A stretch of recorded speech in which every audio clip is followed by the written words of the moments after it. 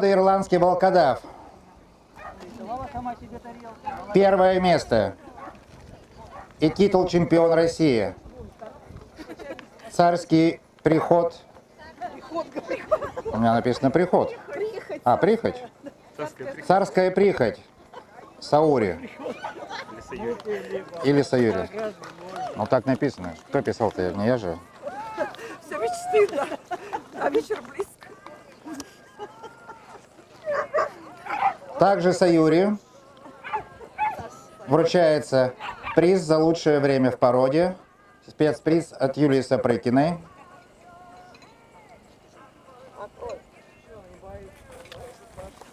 Уральские самоцветы к ногам победителей. Сейчас левретки спринтера. Угу. Три их. Это вот эти, да? Три их, да. Да. Раз, два, три. Угу.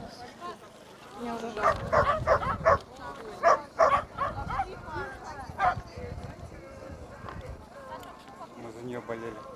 За этого кадавра. Все, конечно. Красиво бежала.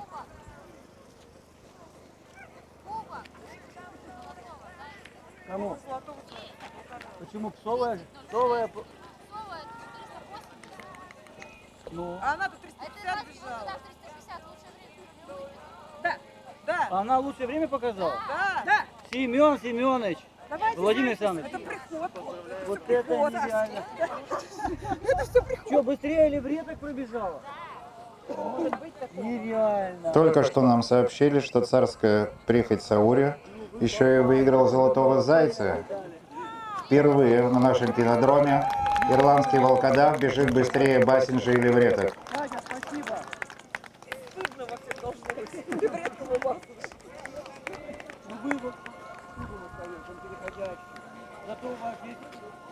Да, обязательно.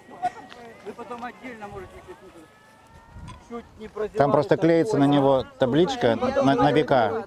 Нет, мы его не отдаем, он в офисе хранится. Он переходящий.